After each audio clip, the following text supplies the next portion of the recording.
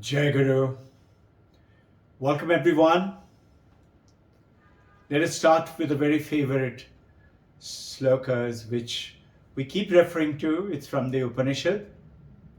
Purnamada Purnamedam Purnat Purnamudachyate Purnasya Purnamadaya Purnameva Vashishyate.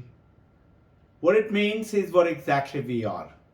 We have been going through in the last 2 Sundays, those of you who have been following and attending, congratulations, and it's beautiful, it's so very nice. And that was during this Diwali celebration when everybody is having eating, frolicking, fun, dancing, crackers and party and clothes and ornaments. We talked about denial of death in this festive season, and we reinforced it with victory over death. And this is exactly what this sloka means from the Upanishad. Purnamada, meaning from Purna, that is the whole, the completeness, the Purna, the wholeness itself takes birth. Just follow it, not difficult. From the completeness emerges, takes birth. And when you take away some part of the completeness, the earlier part remains complete and the new part also becomes complete. Sounds confusing, no? That is why the Vedanta and Upanishad are so powerfully challenging to invoke your mind, your purity, your understanding, and focus, concentrate. Great masters, Swami Vivekananda, amongst many other great masters. Daniel Coleman is the modern days psychoanalyst and psychologist. Says what? The difference between a successful man and not so very successful man, it depends on your power of focus, power of concentration. And the modern psychologists go ahead and say something very nice. They go and say it is the power of concentration is one, and the second part is what you concentrate on. Suppose you can concentrate a lot, but you concentrate on the negative thing, it takes you into the wrong way of life. So what is it? When you take away the wholesome from the wholesome remains wholesome, nothing is lost from there. That's the power which you have, which is called victory over death. Sounds, intellectual, something like a bookish knowledge. No, sir, no, ma'am. This is what is our understanding has to be. And today, our topic is, which we are going to take it on in details on Sunday, knowing is being. Just knowing itself is not good enough. It is becoming. Knowing and being is not correct. Understand this. Knowing and being is not correct. I have read this book, I know the book, and now I am being the book. Not possible, isn't it? I cannot become a book. I know this glass of water, I know the clock, I know the computer. I do not become the clock, the water, or the computer. But think. Remember the story of Hari the lion? Mother gave birth to Hari in the midst of a flock of sheep. And a ewe mother was giving birth at that time. She's the only one who didn't run away. Where the mother lion landed, unfortunately died in the midair with her heart failed. As she landed, Hari the little lion was born. And as the story goes, I'll talk about it in detail later. You have heard from it before. Those of you who haven't, what happened? Hari the lion grew up among the sheep thinking it's a sheep. You and I grew up amongst us ignorant people and thinking I'm equally ignorant. I'm limited. I'm limited by my body, by my mind, by my name. So I'm not Purna.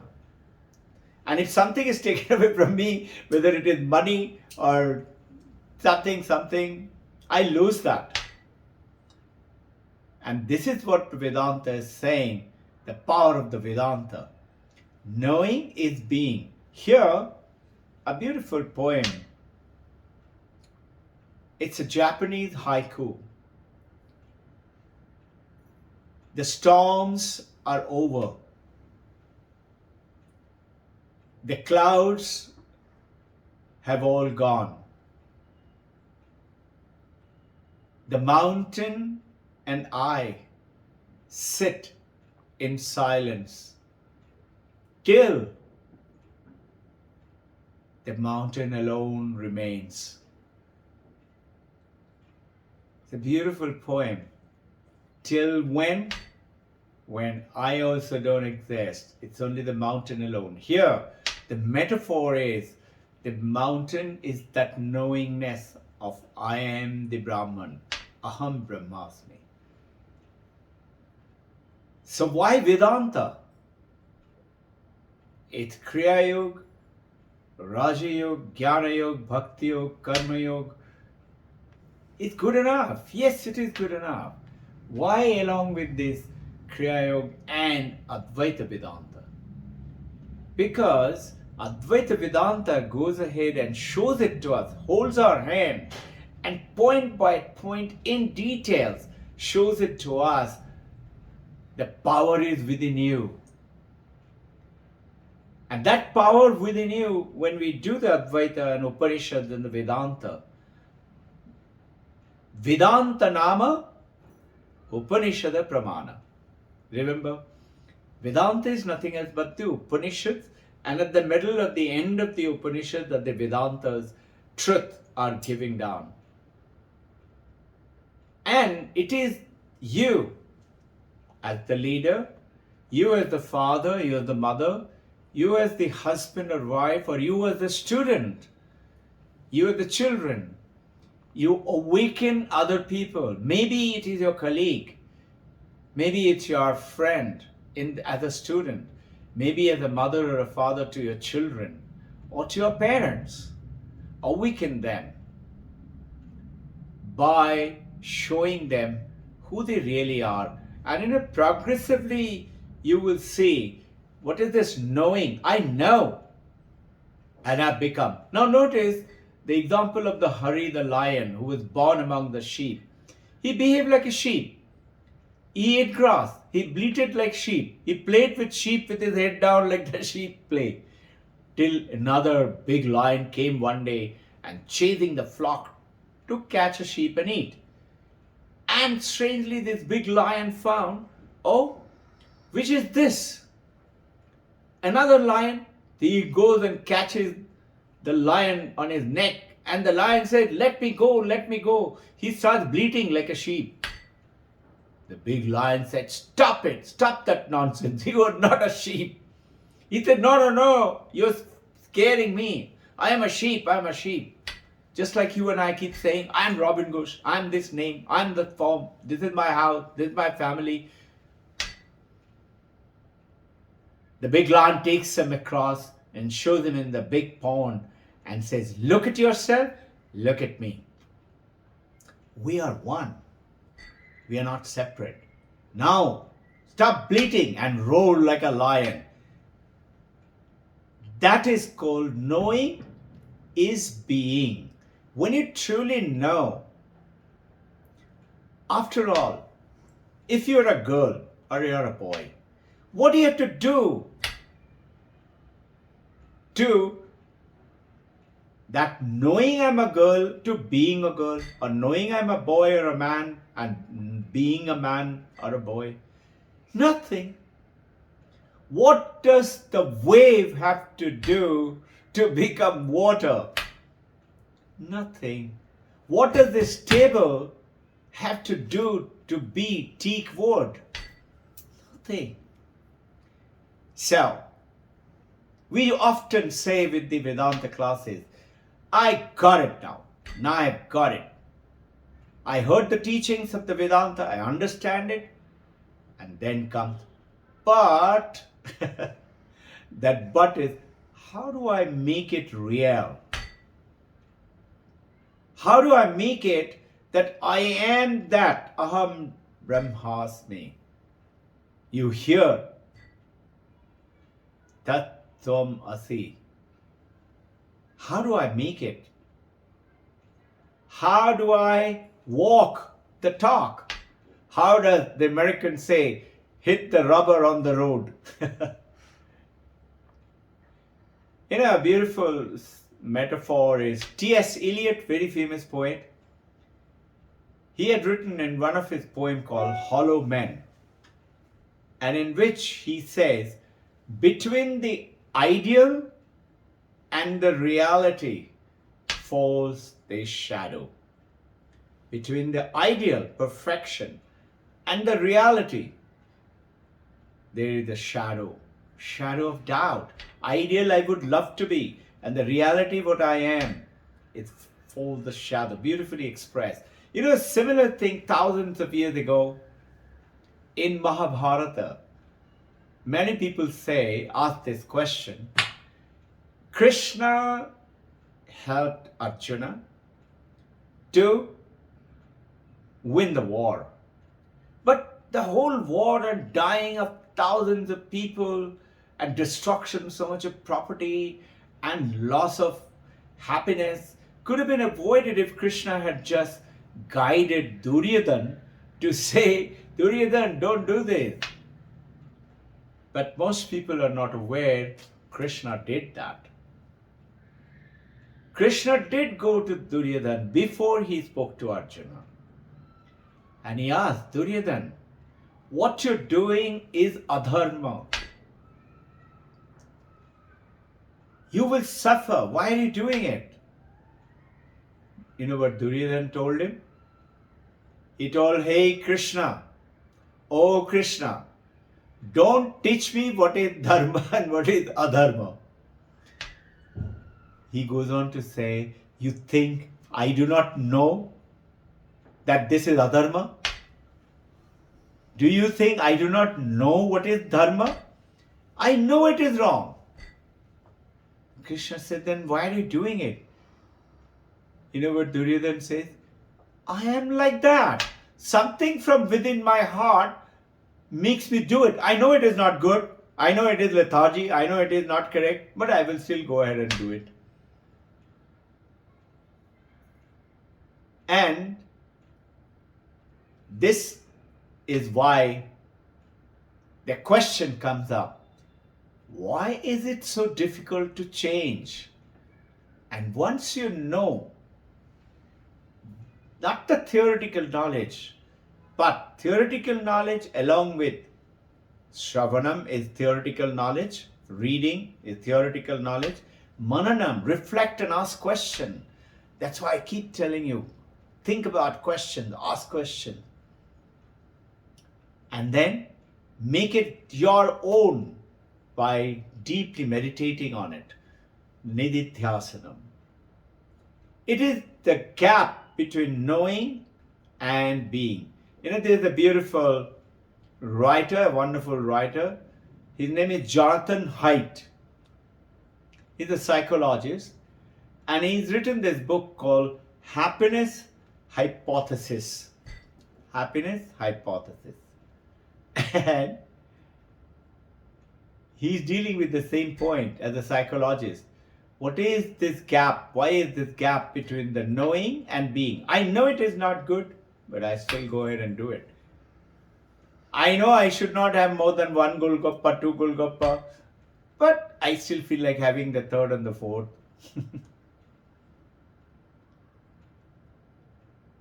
And Jonathan Haidt is saying, look at this Barnes and Nobles and Archie's and the bookshops.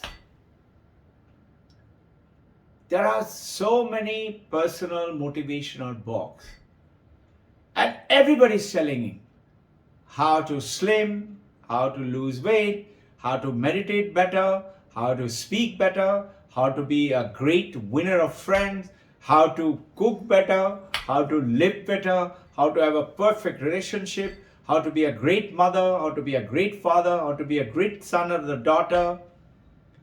But there is still a lot of gap.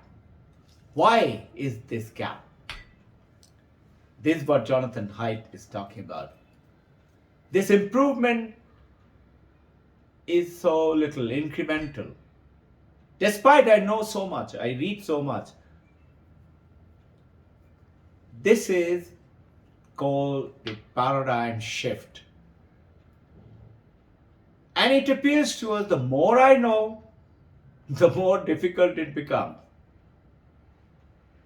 Notice Hari the lion didn't have to do anything because he already was.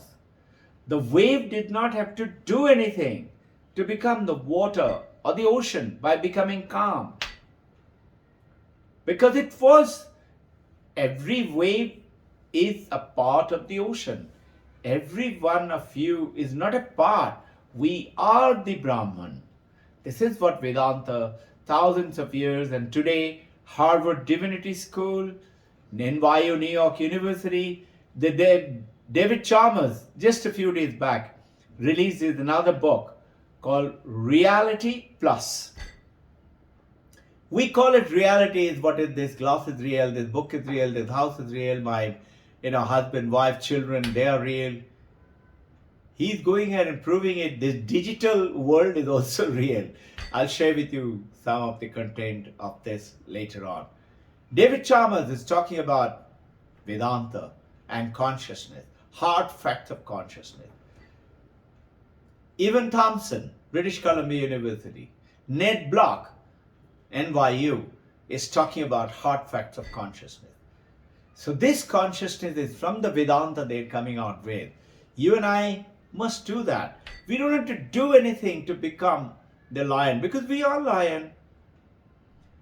Your gold ornament doesn't have to do anything to become gold. It is gold. It has got a name and a different form, whether it is paijib or tiara or ring or a necklace or a whatever. It is gold. If any one of them you melt it, it becomes once again back to it. So classical Advaita Vedanta, what does it say to this? What is the answer? Classical Advaita Vedanta. So one of the lady, a Western lady, she had a guru in India. And they would often talk every week over the telephone and Skype call. So one day this lady says, my mind is so restless. Whatever I sit down, my mind is racing. What do I have to do? And she is a Vedantist student of the guru from India. The Indian guru was also a lady, by the way. Actually happened. And the Western lady thought, the American lady thought, that the Indian guru will tell her various process and things to do, chores to do, ways to meditate, breathe like that, breathing like this. Instead of that, the guru calmly said, continue to understand and read, listen more of Vedanta. Just being with the Vedanta itself will bring your mind to that calmness. Keep studying Vedanta. So, there is a book written by Knowing is Being by Michael Polanyi. From there I thought about, we have done this before a long time back, but this is such a complicated thing. We doing so much of effort, each one of you are doing so much of effort, and yet we are not really happy. Why? Because we are still not. So what are we saying? There is knowing and being. Vedanta says no. Knowing is being. If you just know it truly, if you truly know it. Now, what is the catch? What the fine print? It's the paradigm shift and ethical manifestation. In the paradigm shift, I want Jivan Mukti. I want to attain Brahman. I want to have darshan. I want to attain that Brahma Sattva. I want to become a great yogi and attain Samadhi. I want to, most of us. But we want it like that. But the ethical manifestation says to do that, you have to first establish truth. Satyam Vada. Priyam Vada. Speak kind words. Apriyam Satyam Ma Vada. Whatever is Apriya Satya, don't tell. Keep it to yourself. You see, it is my duty. Who has given you this duty? Often we are talking and nobody's asking. And somebody's talking about any topic and you suddenly start giving your opinion. Remember, speak only when you are spoken to. The basic guideline. So, it is not knowing and being. No. It is knowing is being. And there was a beautiful caricature. You all have seen Asterix and Obelix. And Asterix and Obelix, with that we will finish today and we'll continue on Sunday. Asterix and Obelix goes to one of the druid. Druid was those days potent doctor-like, and they used to heal people. So this particular druid is famous for healing psychological disorders. So Asterix and Obelix had gone to him and they're waiting. Those of you who read Asterix and Obelix, Obelix had tremendous strength because he at birth had fallen onto cauldron, a big cauldron of that power. So he was always so powerful. Asterix, the thin short guy, had to drink it every time to become strong. Now in this case of the druid, they suddenly found one guy who's sitting there and barking away to glory at people. Bow, bow, bow, bow. So Asterix asked the assistant of the doctor, what's wrong with him? He said, no, nothing very much. He thinks he's a dog. So the human being thinks he's a dog, goes to the druid, and little later he comes out. He's not barking anymore. He walks out like this. So Asterix and Obelix, with their turn next time, they go in and they ask the druid, so fantastic, wow, how did you heal him so fast? He said, no, I have not actually healed him. I have only taught the dog how to beg. So now he is begging. So this is what is the situation. Knowing is being. Dog continues to be dog. We continue to be Robbin Ghosh name and form. And we continue to lead in this samsara. And human mind is the samsara. Desire is the samsara. And we are craving. And suffering. To go beyond that, this what we talk, understanding it, asking question, and firmly believing in it. Then, it is not that he is a dog, he is a human being. It is not that you and I are this body and the mind. We are something far beyond. In the apse of the body, apse of a mind, apse of a name and a form. Jai Guru. Om.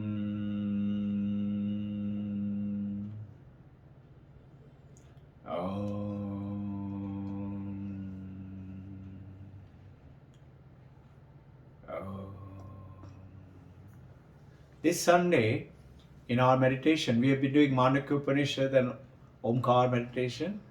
This time, we will talk about Gayatri Mantra meditation.